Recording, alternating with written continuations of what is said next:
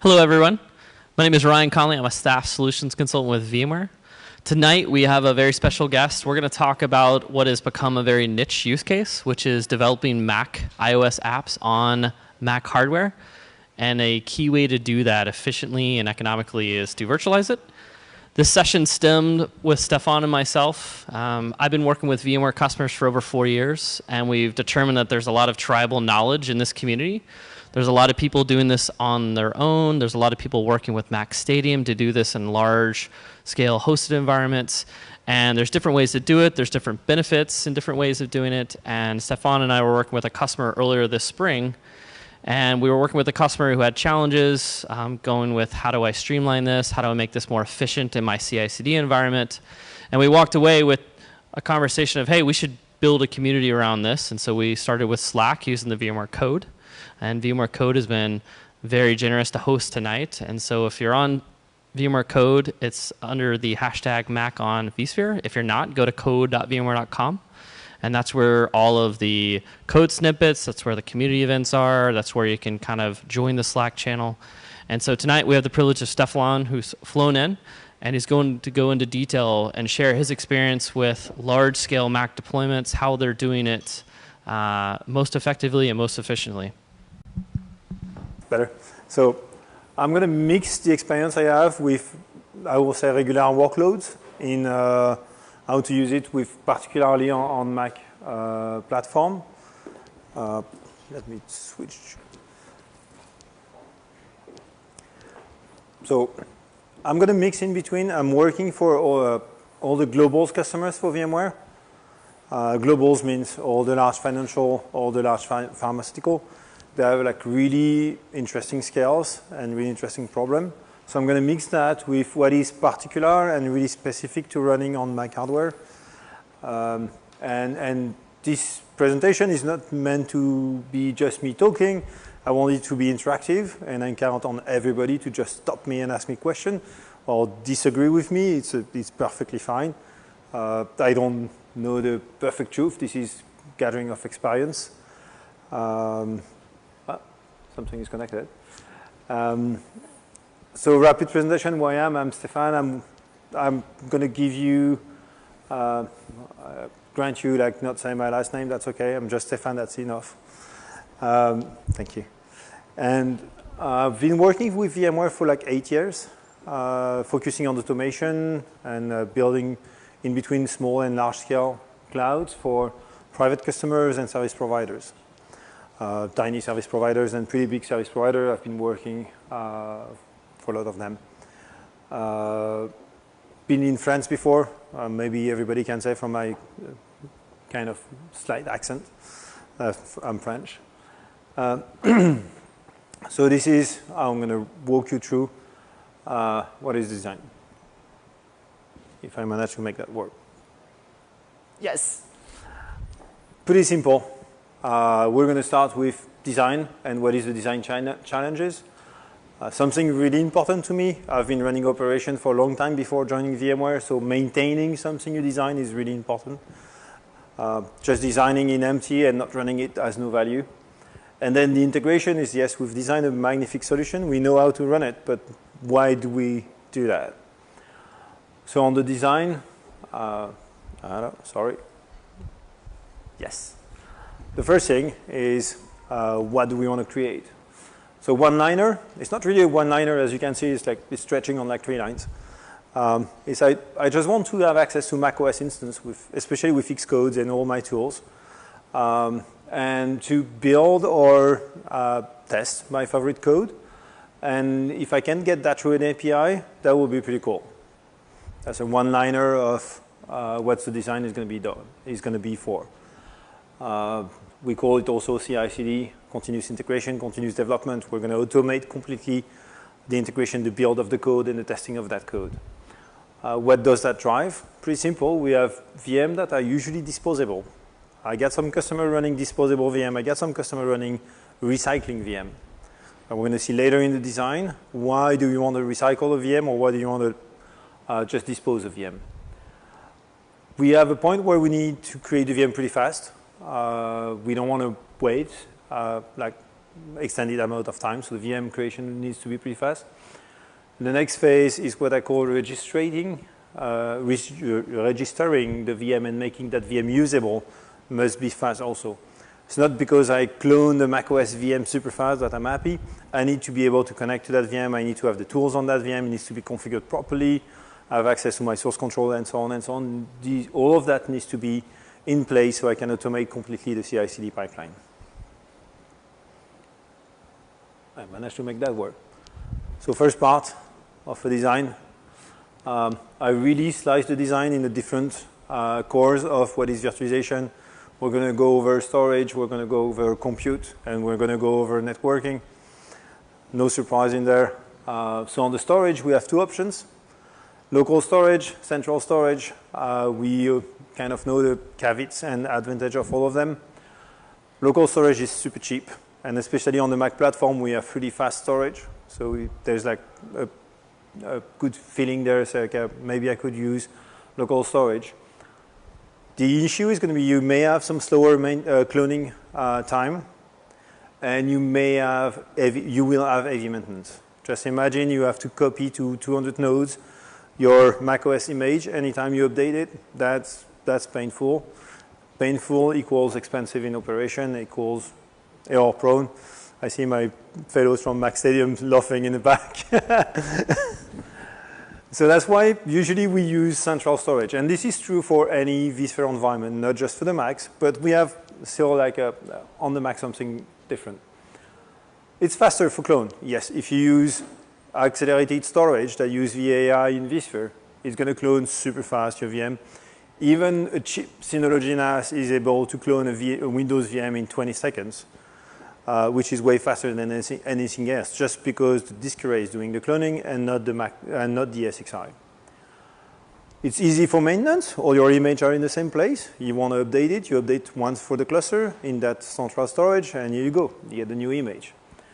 The drawback, and this is really Mac particular or Mac specific, is you have to have extra ports maybe for that. Configuring extra storage may require fiber channel adapters or network adapters that are different from the one you're going to find in the basic Apple compute, if we can call it this way. So I would say like the tendency and my recommendation, and again, this is a global recommendation, you may have particular use case, is to go with central storage just for the ease of maintenance. Even though you can get cheap storage, it's PCI Express, it's really super fast. Using the local storage can bring some issues. And we also in the installation, the drivers you need to be on and everything and so on and so on. So on that storage side, I would say like, let's go with central storage. It might be the easiest way to do it. So hardware. So it should not be called hardware, but compute. But we're talking about one vendor, and exactly just one vendor is selling that.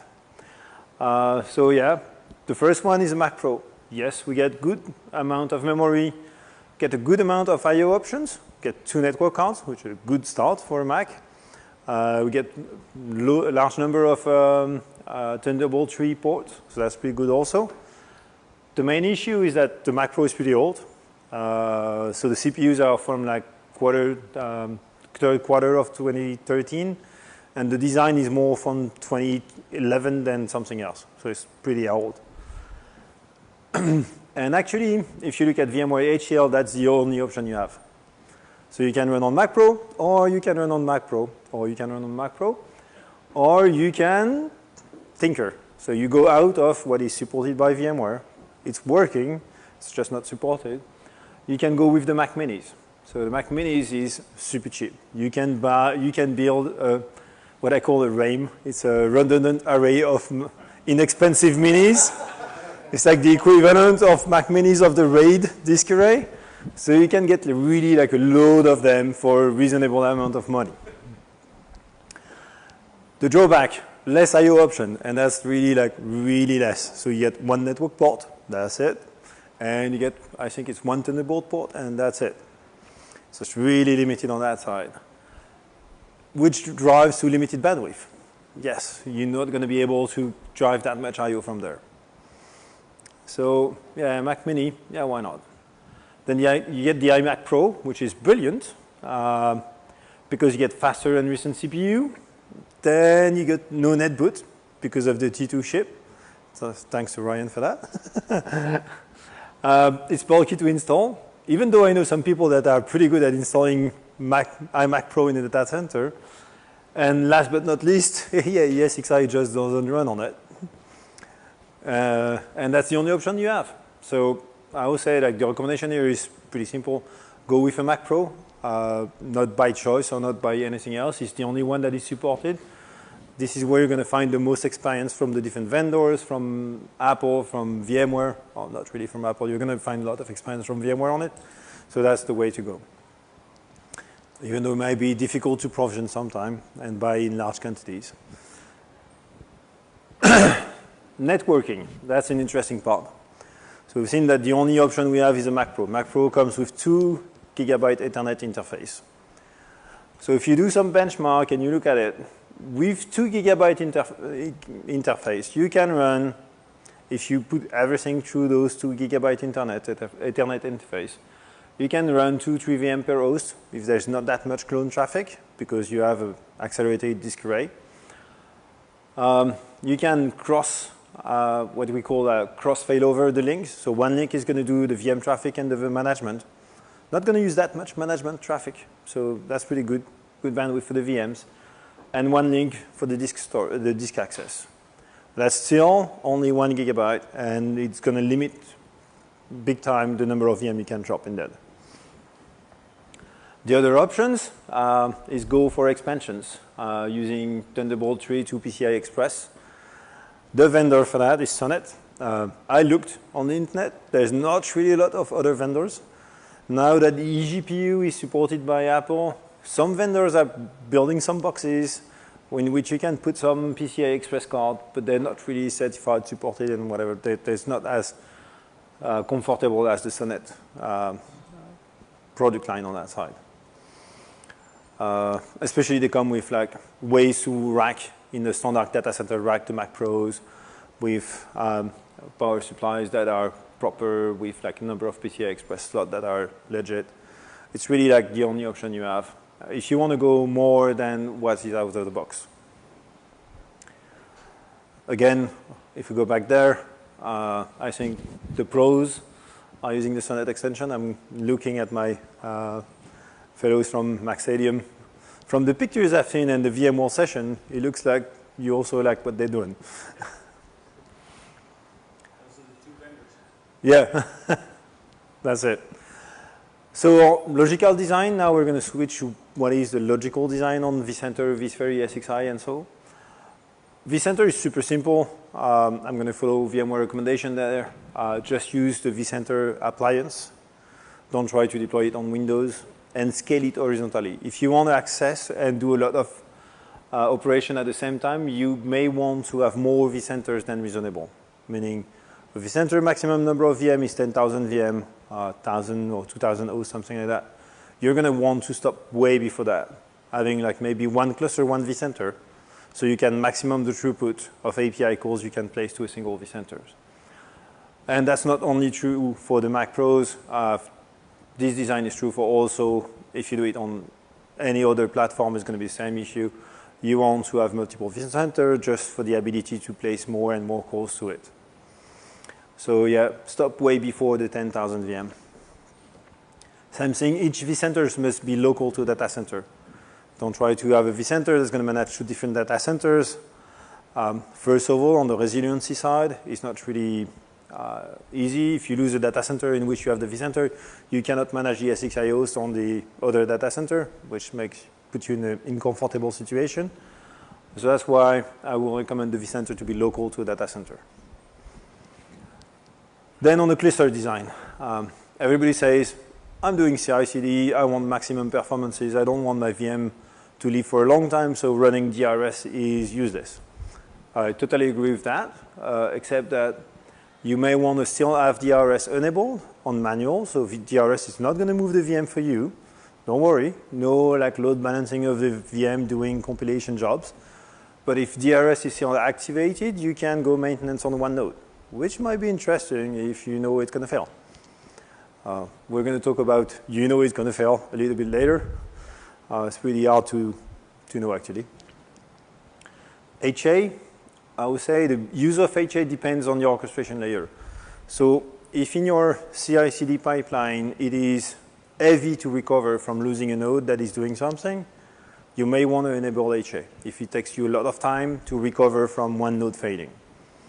If your CI/CD pipeline is really atomic and can withstand the loss of one node and just replace the job on another surviving node, don't enable HA. Keep it super simple on that side. It really depends. You have to know what you're doing with the cluster to know if you need HA or not. Cluster size. This one is pretty easy. The bigger, the better. So maximum number of hosts is 64. Why the bigger is the better? It's just because it's less objects to manage from your orchestration layer. You have a pipeline that is defined to use a cluster as its compute source. If that cluster is big, you can have like only one cluster as a compute source. If that cluster is small and you have multiple clusters, you will have to code inside your orchestration layer to switch between the different clusters and so on and so on. So just make it the bigger, the better, especially if we're not running DRS and we're not running HA. It's just like a grouping of resources against which you can place API calls. It's just make your life easier. The capacity, that's also an interesting question. What is the capacity of one of those clusters? If we don't run DRS, we don't run HA, and we want kind of a one-to-one mapping between the physical resources and the VMs, because those VMs are going to run for a short amount of time. The only thing I want from them, if I'm doing build, is to build the fastest they can. So that's a one-to-one mapping. If you're doing testing, maybe not a one-to-one mapping. You may want to have more VMs because testing doesn't consume that much resources as building your software. So you're going to have to find a sweet spot there. I will recommend to define it from the front. We're going to see it a little bit later in the slides, just by doing benchmarking. Every kind of application is going to be different. A little bit better on compiling, a little bit better on testing. This is something you can just test, and if you have a tool to manage your CI/CD pipeline, you're going to get metrics from them, and from the metrics, you know if I'm better with small VMs, overloaded, one-to-one, you just have to experiment to fill those numbers. It's going to be different per workload, so there's no universal answer there. The only universal answer we can give is, I will say, the usual guidelines. Production workloads, 4 vCPU per cores, it's not too bad. Dev, VDI, yeah, you can go 8, 10, even more. But that's the only guidelines we have. It really depends on your environment, and for that we will see later that having some kind of reporting framework, some monitoring tools, I'm going to put my VMware ad again on, like VROps, is going to be brilliant for that. Again, with VROps, you're going to have some challenge with a CI/CD environment. Workloads that are ephemeral, so you cannot like just take a VM and say, give me what is this VM consuming, because the VM is just going to be gone before VROps even collects enough metrics on it. So you're going to have to read the metrics at the level of the cluster or at the level of the host. Host is okay. Again, we don't use DRS, so VM are not moving around, so yeah, using the host as a baseline for your metric is good. Density and performance, I already covered a little bit of that. I'm going to start by the end, sorry. When you build that and you want to do one-for-one, always remind that ESXi does not come for free. It does consume resources as an overhead.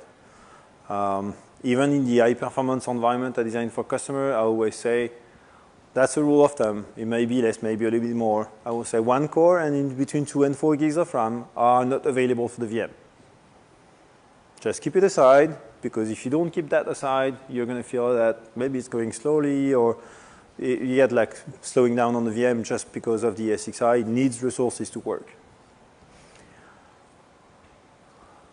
So, like, again, testing and benchmarking are key. I talk with customers with one massive VM using the entire Mac Pro. They say, yeah, it's the best way to compile the fastest I can, and so on and so on. Then I get customers say, I want to stuff the maximum number of VM I can on the Mac Pro because it's expensive, I want to use it to the max. again, on that side, like, please test and benchmark your applications.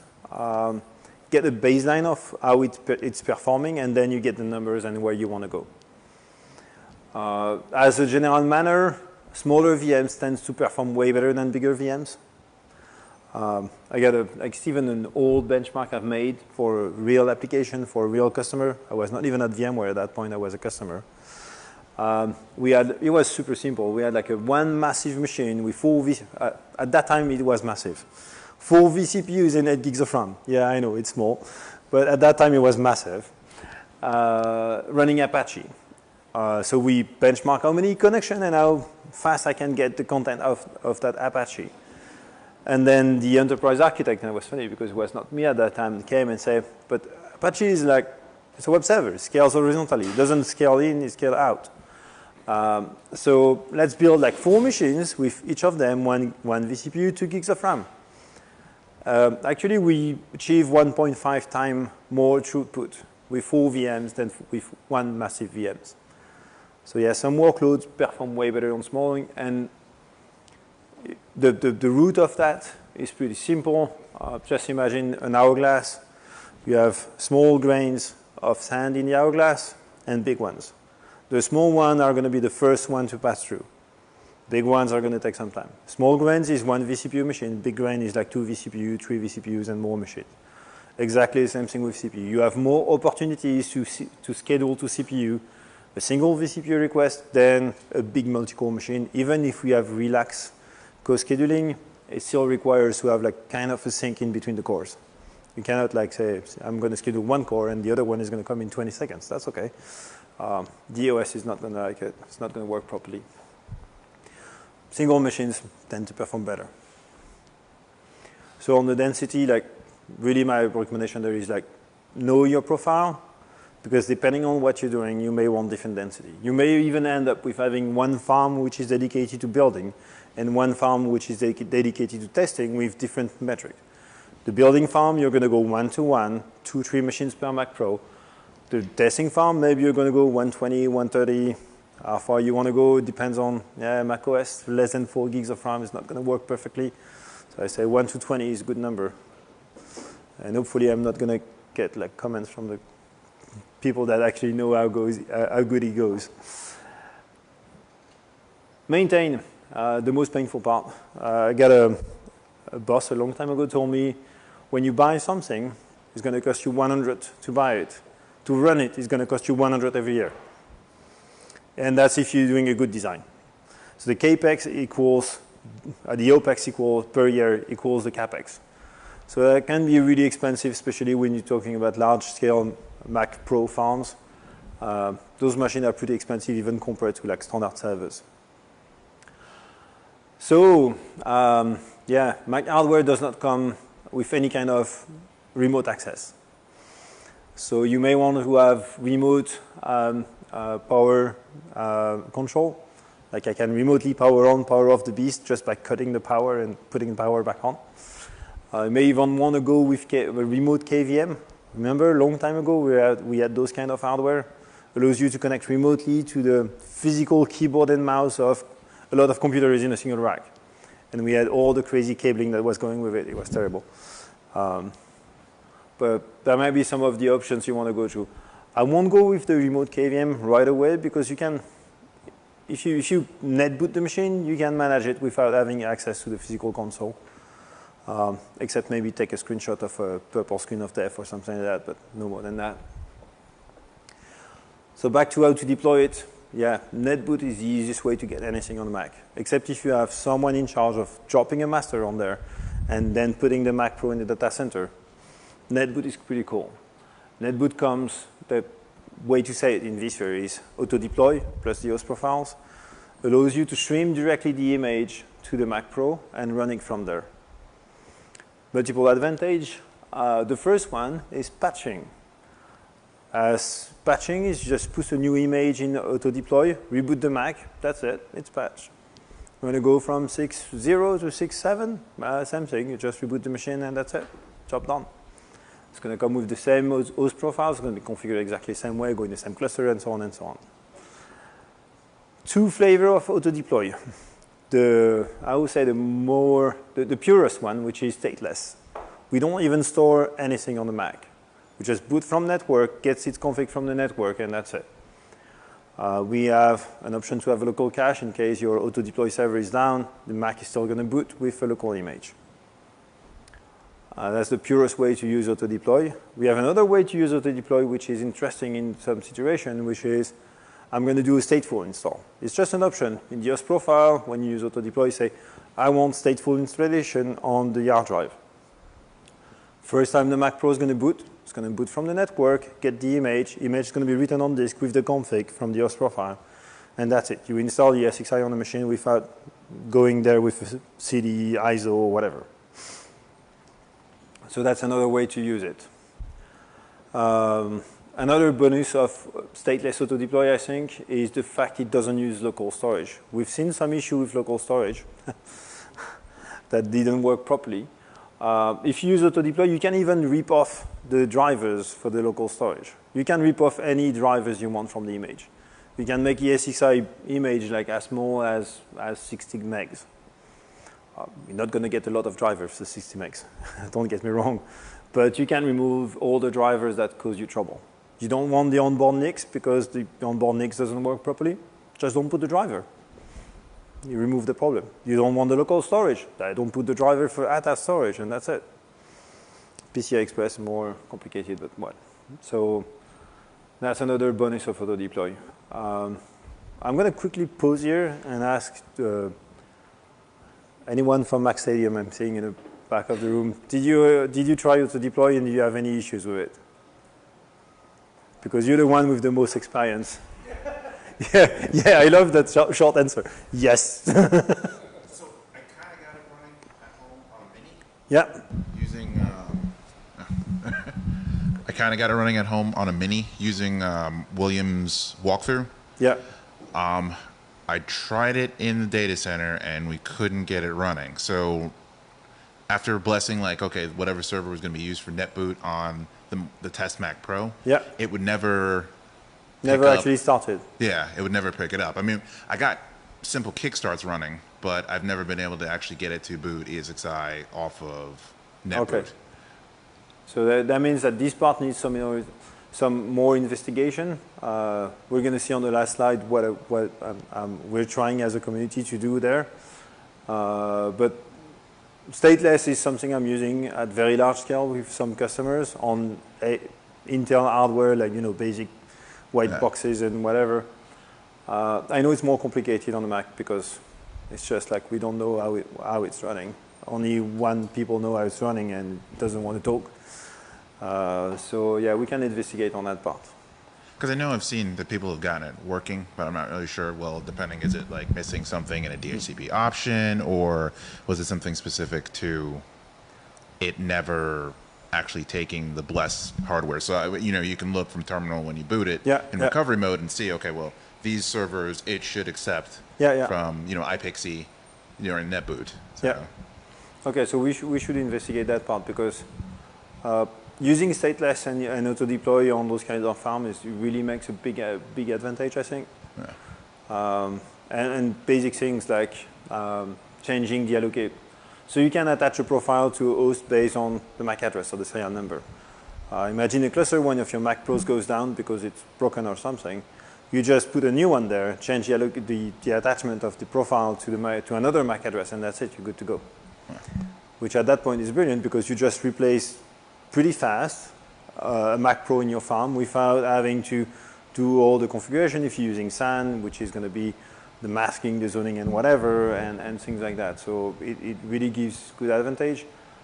Something really interesting for me, and my large-scale customer is using it for that, is the pace at which you can patch it. You don't even have a update manager. You don't have to go through downloading the patch to the machine, installing the patch, rebooting the machine, whatever. Just reboot the machine, it's going to get a new image from the repository, and that's it. Makes your life way easier on that side. Fixing an issue also is way faster. You just push a new image, reboot the farm, and you fix the issue. Maintain. Next part of maintain is monitoring that. Monitoring of the Mac hardware. Yeah, it just doesn't work. So ESXi has everything embedded in it to use the industry standard monitoring of the hardware. So if you deploy it on Dell hardware, you're going to see the basic. Speed of the fan, temperature of the CPU, and so on and so on. On a Mac, you're just going to see, hey, it's a Mac. That's it. You don't know if one of the DIMMs is in predictive failure or something like that. So at that point, the only thing you can do is like, okay, if one of them fails, meaning it stops responding, maybe it's broken. So if maybe it's broken, I will say just pull it out of the pool, put it in maintenance mode, and repair it. That's the only way we have. And that's purely on the hardware monitoring. We're like pretty blind on that side. We don't have that much. For the rest of what is monitoring, capacity being pretty fine, as you've run your benchmark before. Capacity planning is pretty easy. You know how many VM you can run, you know how many you need. You know if you need more, if you need to go faster, you just buy the equivalent amount of hardware to match your requirements. The performance is one challenger. We have a high churn environment, so the VM are going to disappear because they just dropped in once that job is finished. So you cannot in VROps follow like a VM lifecycle. So okay, that VM has been performing that well for the last 6 months because the VM only lived like 2 hours. So we will have to fall back on collecting the metrics at the cluster or the host level. I will say if you didn't enable DRS, host level is good enough. If you have the same density and your orchestration is always putting, I don't know, I'm going to give a random number, 5 VM on each host. Take any of those hosts, see how much it performs.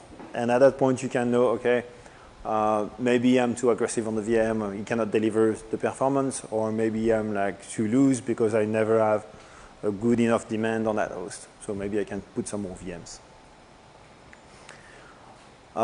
Something I will also do is cross-reference with the metrics you get from your pipeline in your CI/CD tool.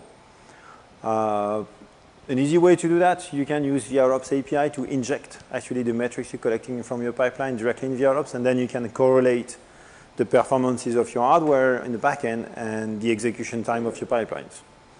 That's a good way to do it.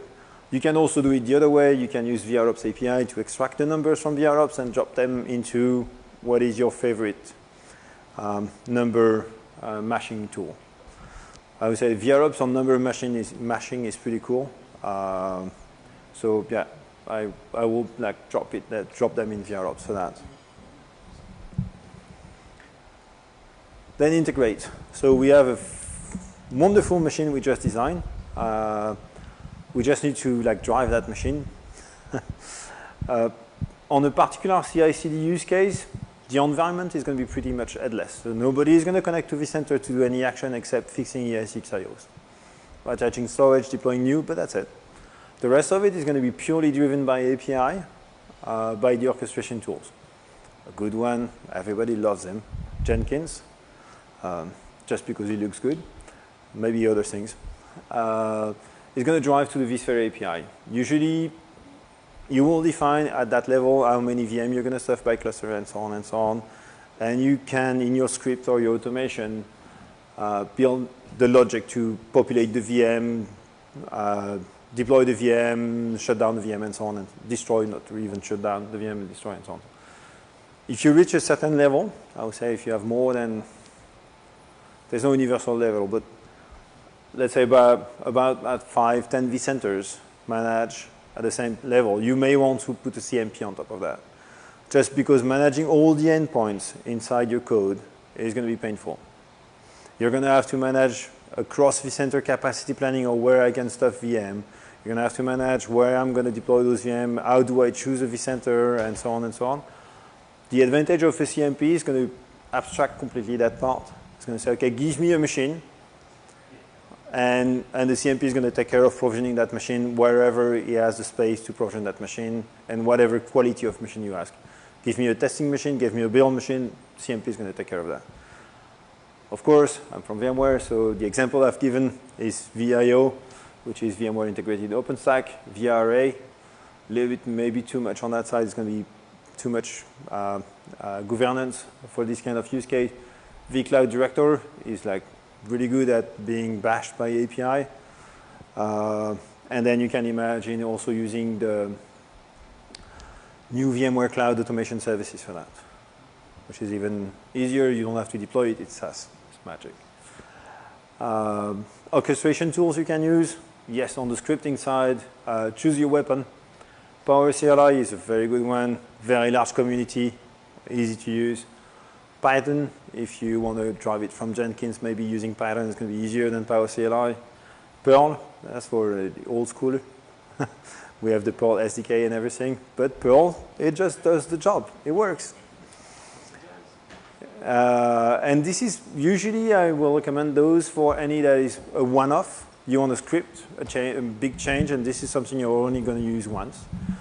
Or there's going to be something that is user-driven. It's a script someone is going to run, like a human being is going to take care of that. Anytime you want to do something that is more like orchestration, VRO for vSphere is super easy to use because you don't have to learn the vSphere API. VRO is going to maintain that for you. Also going to maintain the connections, the service account, and so on for you. That's perfect. You can schedule the job. You can integrate with like different systems. If you don't want to use VRO, you can use different type of orchestrators. Not making any advertisement, but like I know VRO a lot because I've used it for a large number of customers. And it's pretty good on vSphere, actually, which is not surprising because it's from VMware. Isn't it? So next step. So now we're like at the beginning of a new era.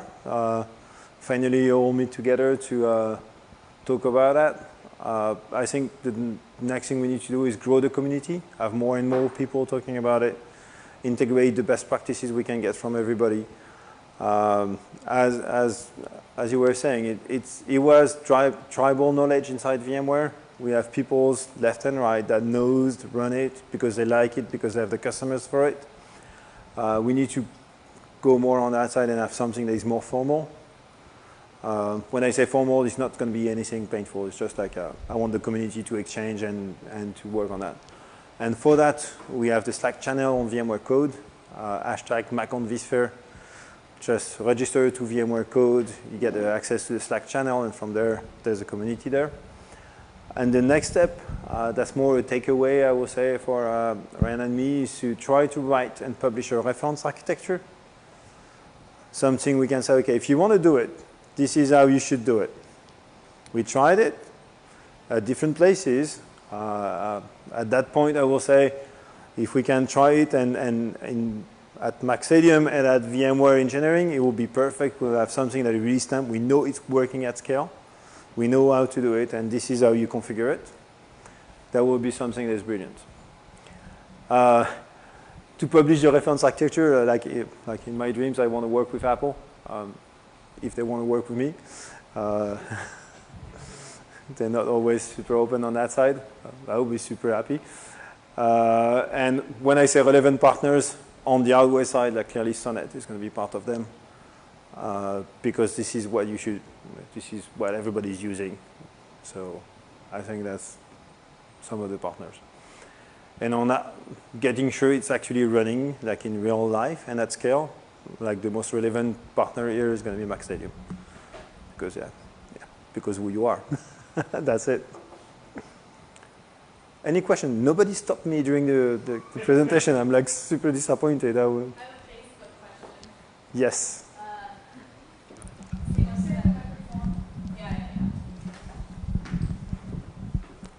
We had quite a few people watching on Facebook. I had a question that said, would a Mac Mini i5 CPU or i7 mobile CPU outperform a 12-core 2009 to 2012 Mac Pro?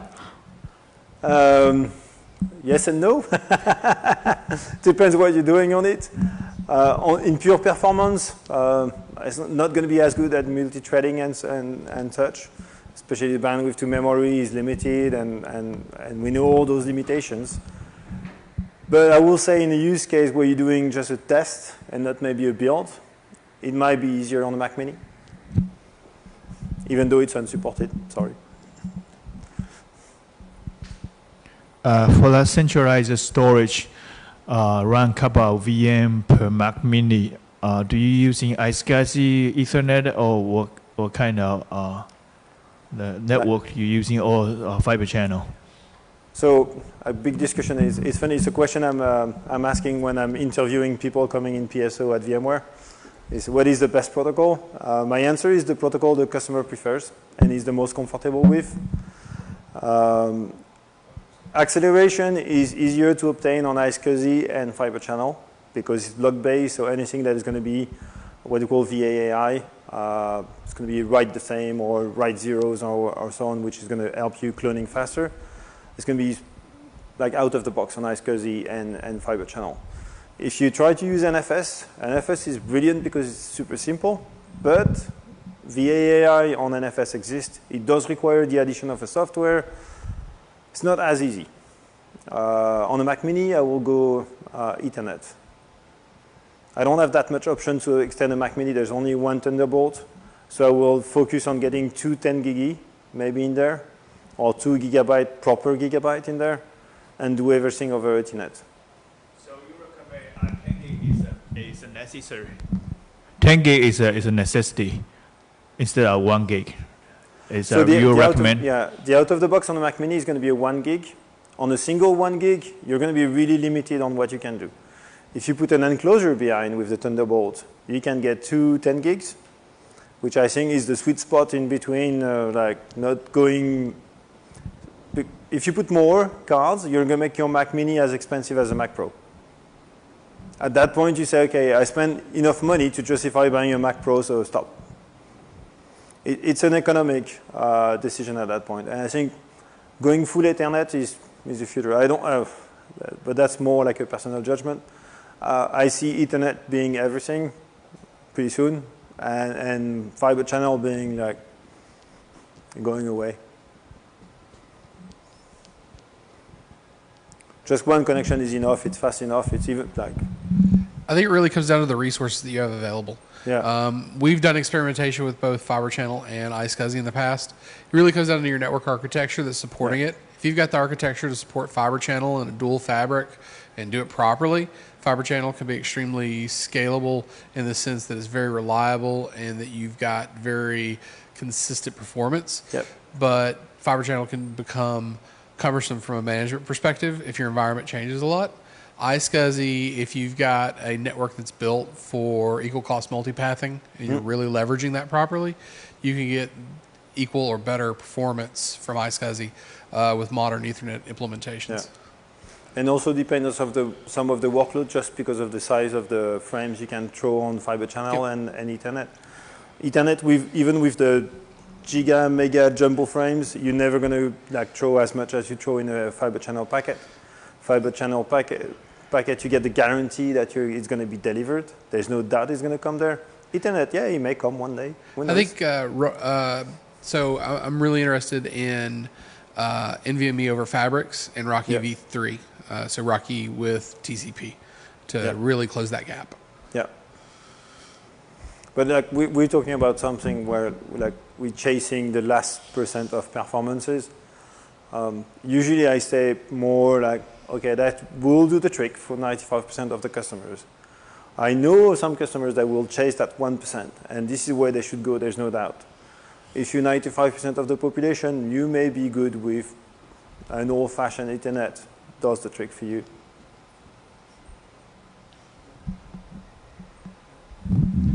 First, I just want to say, Stefan, Ron, thanks for putting this together. I think it's great to get a group of people, albeit small, in a room to talk about VMware on Mac, right? Because there's this thing everybody's trying to do and nobody's doing it correctly, and everybody constantly has questions on how to do it right or better. Yeah. So thank you. Number two, one of the things that I'm curious about, if you've come into in conversations with customers, is support for APFS on ESXi.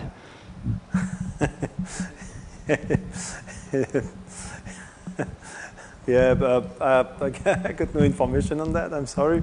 And even if I had information, I may not be allowed to share them. So Ryan, do you have more than I can share? My understanding is we now have APFS. Am I correct? I thought there was a recent update as of last summer with 6.7. We finally have support. I had several customers waiting on that release. They themselves needed to test their software on APFS. we as a company were waiting on Apple to GA it. Once they GA'd it, we could start testing it. But we do have support now. Yeah. So I think for a centralized storage, it all depends on what kind of storage you already have. So you can tap into that kind of resource instead to build new infrastructure for iSCSI, if you already have Fiber Channel. So for Fiber Channel, if you have Thunderbolt, what kind of adapter from Thunderbolt to FC do you recommend, or what do you use?